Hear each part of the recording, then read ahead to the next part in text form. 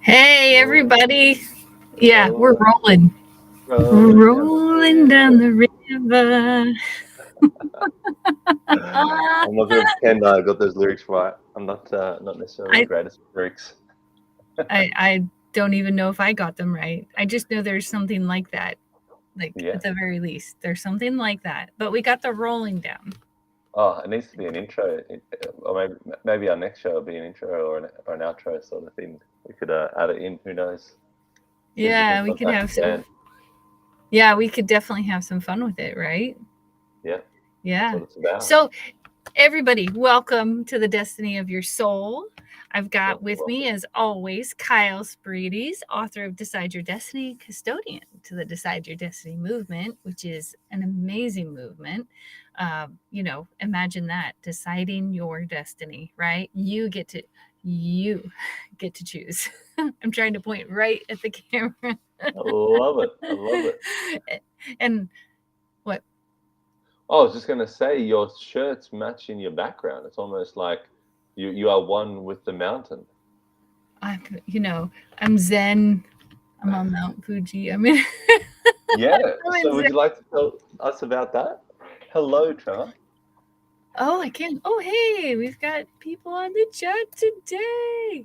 Hey, cousin. That's my cousin. I love him. That's awesome. I missed him. I love it. He's been working hard this year. So, yeah. So I'm Angela Talent, author of Poems from a Lost Soul, and you can find me at Damaged Parents pretty much on every single platform. Your platforms, though, they look up either Kyle or Decide Your Destiny, right? The easiest is just look up Kyle Spirides, which is Spy Rides.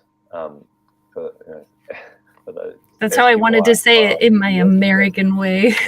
Everybody you meet people and they're like itching, like, oh, can I say spy? Am I allowed to say spy? And you're like, go on. Get it out of your system. Come on, mate. Right? Facts. Yeah, that's just how it is. But the bottom line is we're here today to talk about finding faith, and it is the last chapter in your book. So we are rounding out this segment, or this we're not sure what we're doing next, right? Like, hey, look, I think a lot of life is, and a lot of figuring things out, my profession is in media like photography, videography and capturing and editing, and a lot of what we think life is that finished photoshopped image or that finished video reel that's been edited for 50 hours straight, and with 5 different locations and all that sort of stuff. So a lot of what we think life is, a lot of what we think success is, a lot of what we think any undertaking is that finished product. However, the finished. It's a long, like that mountain right behind you, that Mount Fuji. It's like starting at the bottom of that Mount Fuji, going all the way up the top, falling over, scratching your knee, getting back up, getting on your knees, saying, "Why, God, why?" And then as you traverse the mountain, and that's I think you have to, you have to be maybe somewhat crazy, but I think you have to enjoy the process. We got Mom here too. Mom. But I know my mom. You guys have to go watch the last episode. Yep. And you have to watch it on YouTube, because we were having problems getting on Facebook. But go watch it on YouTube, and you will understand the whole my mom. And there's a really fantastic, funny story to go with it. Well, go tell us give us a quick snippet, because now you've. Oh yeah, it's the aunt to Trevor. But the quick snippet is the quick snippet is I was in choir, and they said I was off key, and I didn't think I was the one off key. And, like the lady was giving me a hard time, and I was like, and that anger boiled up in me, and I was like, my mom said I'm handling it, like I could do it just fine, and I just need to, just go for it. Or I can't remember what I said. Go watch the show. It was much closer to the time it happened. It was very funny. So, It was just you said it was something that just kind of it came out of you, like it was just something that kind of came out of you, and then it was that moment. I think that's that brilliance of self-awareness is you're kind of like, whoa, like you're like, whoa, I noticed this energy come out of me, Yeah. Oh, it boiled up. And before I knew it, my mom. I was in the choir, just in the back, in front of all the adults, and I'm a grown, like I said in the last show, I'm a grown ass woman, so that was kind of funny. My mom, but nevertheless, so yeah, like finding that faith, right? Like that's what we're here to talk about today. And what I don't think we announced it, but I was doing a meditation retreat, so I was offline for like 7 days. And you talking about Mount Fuji, how was that? Oh, it's work, right? So I didn't know what to expect. I didn't know, and I kind of went into it like that, right? So I didn't ask a ton of questions, and I didn't ask a ton of questions on purpose, because I'm really trying to, in the last few years, I've been really working hard on knowing that I don't really know what the next moment is going to hold. I might think I do. I might have an idea, and yet I don't really know. And it's kind of like climbing that mountain, that unknown, living in that unknown. And I think that in order to have faith, I have to be there. Yeah. Yeah. You can't, you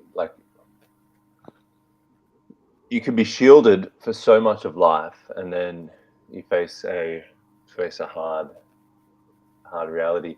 I don't remember where I was listening to. I think it was a podcast or something that was talking about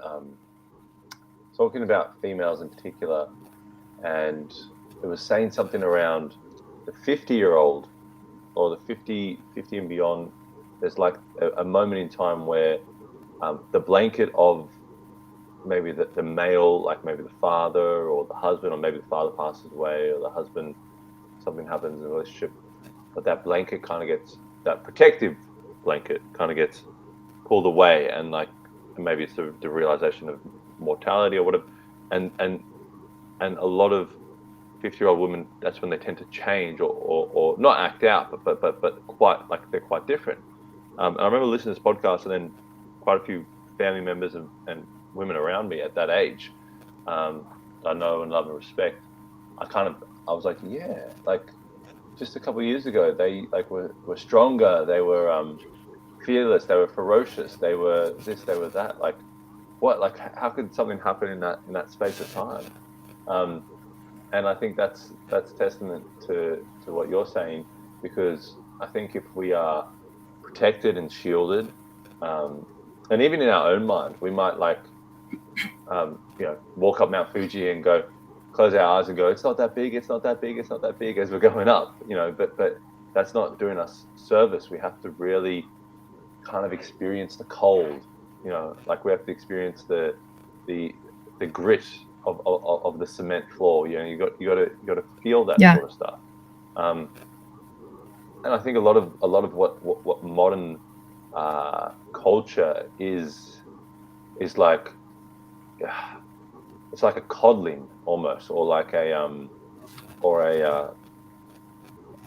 like a coddling of any emotion, any feeling, any way that we don't want to cause you stress, we don't want to upset you, we don't want to get, who knows what it is. It might be the abundant ways people can get sued these days, or whatever it is. But like it's a lot of coddling of people. Yeah, my daughter came across this post on the Little Prince, I think it was, and it was basically saying, of course, I'm going to hurt you. I love you. I don't do it on purpose, basically what the gist of it was. But of course it's going to happen. Of course we don't know the next minute. And I just want to say what Trevor said in the chat so that our listeners can hear it. Live in the present and have faith. The next 2 seconds won't kill you and you will be all right. And then Paul says, hello. Hello, Paul. Nice to see you. Hello, Paul. Let's get a poll. Oh, yeah. Okay. So this chapter, when I read it, because I went back and I read these poems and usually I'm like, okay, I know. And I must have really felt the love from this chapter because I wrote it about love. And, because in my thing, I was like, gosh, I can't remember what I wrote. And I kind of thought I was going to see the word faith. And when I went into my chapter 2 notepad, it didn't say that. So it's called, What is Love? Is it a warm blanket when you're cold? Is it all the people who loved you when you didn't know it? Is it all the people who love you now? Is love knowing that all of everyone, even the parts you hate, exist inside of you too? Does love care if you behave as an adult or a child? What is love to you? Perhaps it's existing and being, all from the perspective of love. So it's not like a super rhyming poem. It's just like one of those, what is it? Like, how do you define love? Hit us again. Okay. Yeah, and if any of you guys watching want to share with us how you define love, I personally would love to hear it. Okay, awesome. What is love? Is it a warm blanket when you're cold? Is it all the people who loved you when you didn't know it?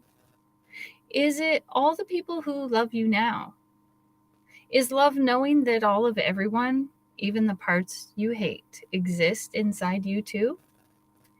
Does love care if you behave as an adult or a child? What is love to you?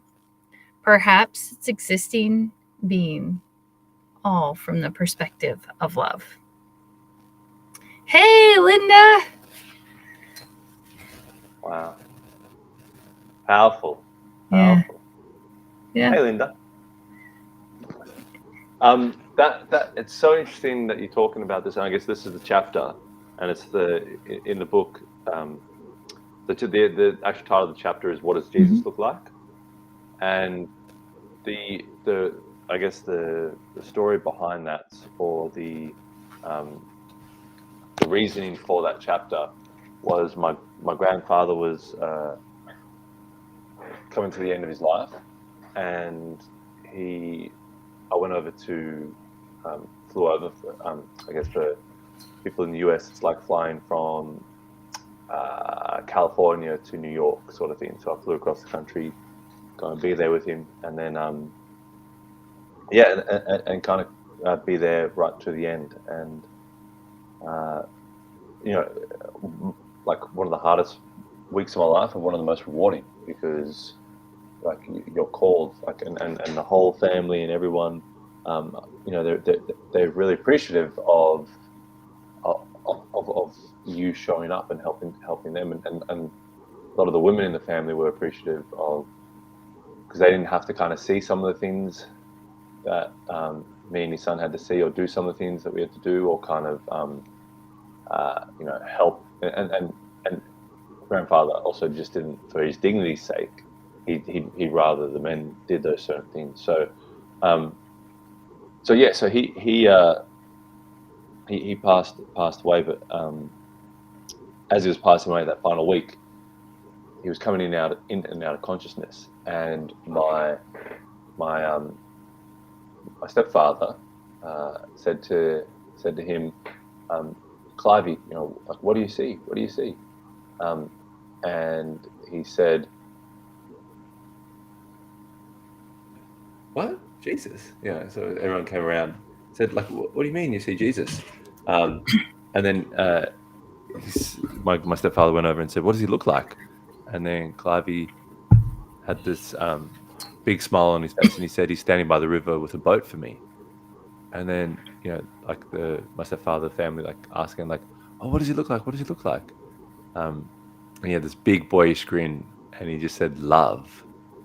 And it was just amazing to see, and it's the kind of contrast or the interesting, because probably many people would ask that question, what does he look like? And in my mind, Yeah. I wasn't even thinking of asking that question. I was just, I guess, full observant. And for me, I didn't care or didn't think of that. But it was just, it was powerful just to see how peaceful he was and how peaceful that passing was. And that to him, when you mention the word love, like to him, Jesus Christ in his mind was love. Jesus Christ in his mind was the person with the boat. His spirit's going to go onto the boat, and he's going to be taken to the next realm, and it's going to be a peaceful transition. And it's just amazing. And I held his hand right to the end, and I tell you, it was one of the most peaceful things I've seen in my life and experienced. Heartbreaking, like painful, but also peaceful. And I just think it's shunned or hidden away so much, like, or sensationalized passing in society today, and then everything that's sexual or sexy or hot, and that is like the prized thing. But I'm like the memento mori, remember you'll die. The kind of the reality of that breathes life into your decision making. And I guess that's a big essence of the book, and why I wrote the book was since my own facing death, I had that conscious, like I had that awareness of it.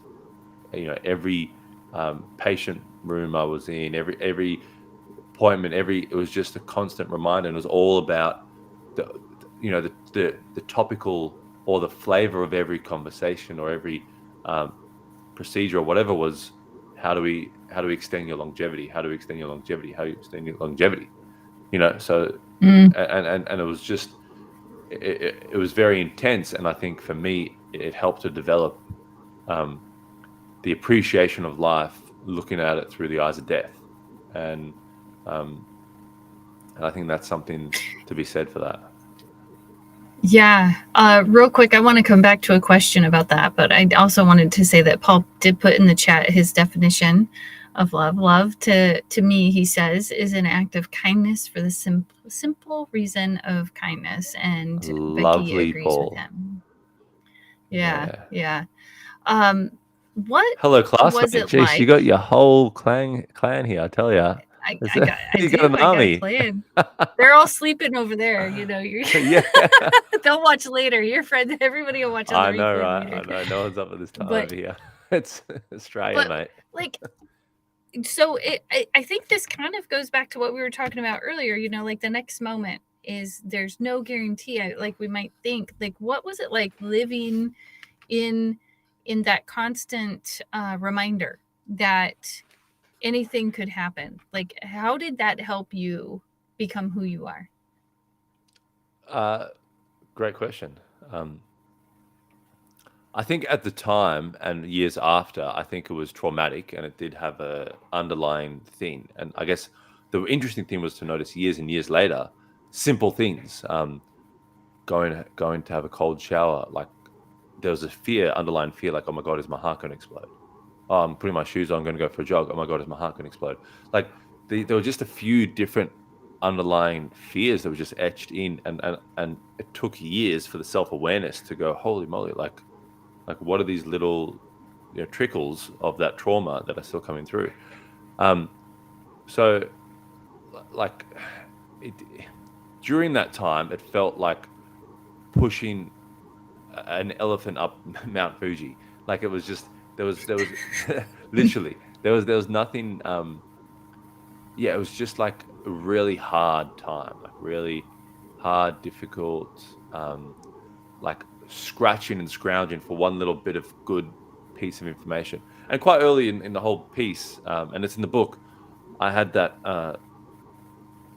that 6 week stay in the hospital, and I did the juice cleanse and I got rid of the bug, and so that was like a success piece. So there was early success throughout the long-winded struggle, but it was just kind of like it felt like you're pushed so many steps back, and then you were just trying to claw back and back. So at the time it was very hard, and it was very like that sort of thing, like, and I think we've probably all experienced this in life. Like you just go, God, can I just catch a break here? Like, can I just get like a little bit of wind in my sail? Can I get going here? Can I get some sort of momentum in the right direction?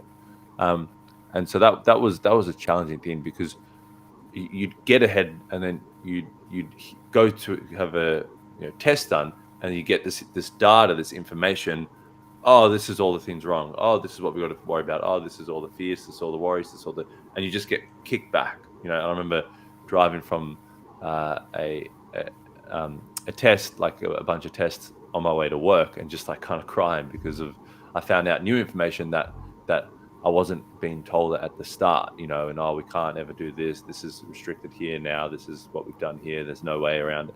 And it's just very hard and heavy. And so at the time, like soul destroying and tough and really freaking hard, and like would kind of drain the life out of me. But then over time, I think it's signified how I live my life, and why I do the things I do, and I think you got to be really sharp and switched on in life, especially today. Things change so quickly, moments change so quickly, and we all have that part to play, that kind of pebble in the ocean that ripples out and affects everyone around us, and that I think you're more aware of that. Well, geez, am I an asset to this person of my life, or am I a liability? Am I helping them, or am I detracting? And you're really kind of aware of those sorts of things around you, and the effect and the eventual outcome of your decisions. Yeah, I'm wondering, because if by going through that struggle, by constantly having it in your face that the next moment wasn't promised, like if how that helped you build your faith. Mm. Oh yeah, it helped me. It helped me to have faith as not something I go to when I need to pray, or when I need to read something, but embody it. And the book that I wrote, the whole thing, all this manifested, came from a prayer, like a deep prayer, after Clivey passed away, flying back to the west coast of Australia, deep in prayer, saying, hey God, Jesus, ether, energy source, like I just want to get on path. I don't want to be bumbling around for the rest of my life. I just want to get on path. I want to be doing the good work that you sent me here to do. And then that vision of the book came out, and then and that those words, Decide Your Destiny, which my grandfather said 7 years earlier when we were just sitting on the couch, and there was no topic, there was no conversation. He just turned to me and said, decide your destiny. I said, what are you saying, Clive? He said, decide your destiny. I said, what are you talking about? He said, make sure whatever you do in your life that you decide your destiny. And that went in one ear, went out the other. And then in that prayer, the first time I've ever heard it in my mind again, with an intention on it. So it definitely built faith. And I think, in terms of finding faith, it's always there for you. It's always there for you. I think it's just the awareness and the attention, and trust, as Trevor said. Trust. Yeah. He says, all you can do is trust in the friendship, for you always have those worries. Yeah. It's and I think that's so true. I love what Trevor just said too, and I love what you're pointing to as well, is like having that faith was like you got a firsthand lesson in faith and learned that it's not just going to prayer when you want to go to prayer, or you need something, or you think you need something. That's what I was getting from what you were saying. Yeah. And And I think for me, it's been more of learning that I don't know what's in the next moment. In fact, you know, there's a saying that I made a long time ago: there are worlds beyond number right here on Earth, right? And so also remembering I don't know what's next. If I don't know all of who someone is, which is impossible, right? Then how could I possibly know what the next moment is going to hold? Mm. I just, and that's when I think what Clivey was talking about was that's where you get to decide your destiny, is in those moments. Going back to what Paul said about love, right? Like it's in those moments that we decide, are we going to come from love or are we going to come from somewhere else? Yeah. That just gave me the chills. I just want you to know that. And no, that's the grand question, isn't it? That's the grand, because the fear, like, and it's not just what I went through. You can flick on the news, you can like go to social media and put in a topic, and you can be you can get your full cup of fear. Don't worry. I'm not saying fear is something that needs to go away or needs to be shunned. There's moments in life when fear is a useful necessity. Like you should fear putting your hand into a boiling pot of water. Like I hope you fear it. Like so. Yeah. There are things that where you need everything in life. It's not about canceling things out, or you need a lot of things in life. And I think I think you can go and you can get overwhelmed by it. But as you said so eloquently, is what are you going to base your next decision off? Are you going to base your next decision off what you read in the headline? Are you going to allow like merchants of chaos through screens get into your mind, get into your spirit, get into your soul, and then affect the way that you talk to your partner because you're so stressed out about the interest rate rising because of this, because of that, because of this fear, because of the possibility of AI, taking your life over, whatever. Are you going to take that and then take that next moment of fear into your next relationship or into your next decision? Or, could you imagine someone who's going to speak in front of a school and he's looking at all these different scary topics and then he's going to go and speak into school? Like, you're going to transfer that. And I think that's the important thing with decision making, is realizing every decision or everything like is transmutable to the next thing. Every decision, every energy you take is the next thing. And that's where people around you affect you so much. People around you, like, you might think, oh, they're just around me, but I'm still doing my own thing, I'm getting along. Their just mere presence can affect you. So Yes. that was so important what you said.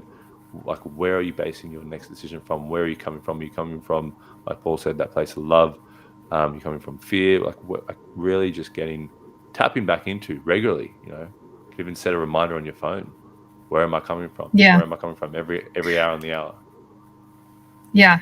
Fred Blum actually said, set a random reminder and have, ask yourself, what character are you playing right now? What character? Yes. And I think that's where, who do I want to be? And sometimes that's hard, like last week.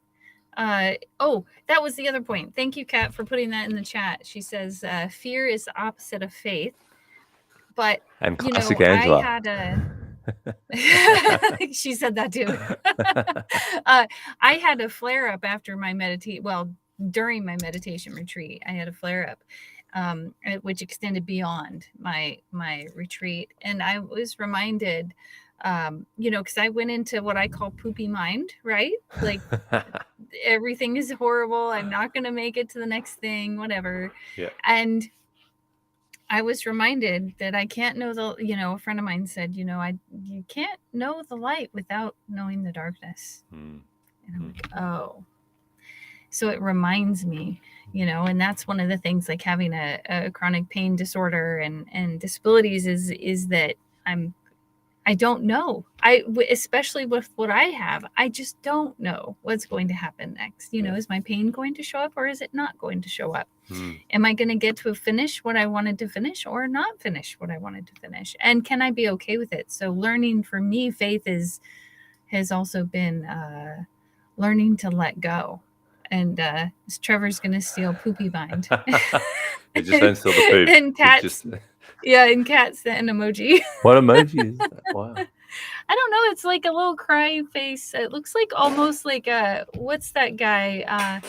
The Marvel guy that is in the red and the black. He's played by Ryan Reynolds. Deadpool. It looks almost like a crying Deadpool. Very cool. But I don't know if it is. But doesn't that help you, like that unknowing? Does that not help you bring more life to each moment, each heartbeat? I think it has to, right? Because I get to just appreciate. In fact, I even get to appreciate my pain. And if you have a moment, because I know we were getting close on time. That's all right. The comments just keep coming in. I know, Your right? poopy I mind is wrote this taken off. poem. I know, it's because it's Poopy Mind. Please tell me this poem is titled Poopy Mind. No, it's called Pain, My Friend. But, some of you might think that's poopy-minded thinking. So here it goes. It was just a moment, only one moment, from normal to not, when I felt that sharp pain and everything changed. The pain became my unwanted guest who refused to leave no matter how many times I asked. For years I fought, and pain fought too. In this never-ending battle, we were both sure to lose.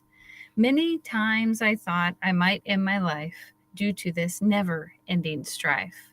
But I kept persevering, hoping for a cure, not even close to understanding the pain was not impure. Then one day, in the midst of my pain, I relaxed and thought, maybe it just wants to exist. So instead of fighting, I took a breath and said to myself, to be in pain can be hell only when I think I should feel something else. Ooh. Power. It Yeah. kind of makes me think of what do we think we should be feeling, when we're kind of exercising, maybe, like, should we be feeling gigglies in our stomach, butterflies, or, like, or is that like a painful, experience, and the pain is the process, part of the process? Yeah. Pain has taught me so much. So much. Yeah, it's humbling, isn't it? Right. Yeah. And it's got a humbling force. No question. And I called it Pain, My Friend, because I think at some point when you live with chronic pain, it has to become your friend. Because when it doesn't, it's like going out into the cold weather. And you know how some people, you might brace because the wind is coming up, and you fight against it, and actually makes it worse. Yeah. And then if you kind of relax into it, it flows. Breathe. Yeah. Same theory. Like but it also tells me many important things. Hey, you've been, I did too much. My pain will tell me, hey, stop. Sometimes I'm a good listener, sometimes I'm not. Hey, I think we can all put our hand up to that. Yeah. Wow. But I know we're on a time crunch. Are we ready to close out? What a location to close at. I think the lesson is don't act just off your feelings. Yeah. I think that's a big thing. Yep. That was the hardest lesson when my kids were young, to ask myself, is this my pain speaking, or is this really what I'm feeling? Yeah. Jeez. Yeah. You're inspirational. Oh, thank you so much. Yeah. Well, okay, we're going to be back. You've climbed Mount Fuji. I mean, you've become one with Mount Fuji. I don't know anybody who's done that, Yeah, it's merging into my background myself. But I want everybody to know we will be back. We don't know what that's going to look like yet. Kyle and I are going to chit chat and figure out what our next steps are going to be, and we're just going to be joyful of what happens next. And on my side, Kyle has frozen, so maybe he will unfreeze here in a second. But if not, let's see. I'm gonna give it a sec. Oh, there he is! Yay! He unfroze. He unfroze on my side. Yay! It's cold out there in Mount Fuji. Sorry. Yeah, for sure. Anyhow, so Kyle Spirides, author of Decide Your Destiny and custodian of the Decide Your Destiny movement. I'm Angela, author of Poems from a Lost Soul, and you can find me at Damaged Parents. This is the destiny of your soul. And we will see you when we next see you. And I'm going to send my love. Yeah, Kyle? Amen. Amen. See you later. Bye-bye.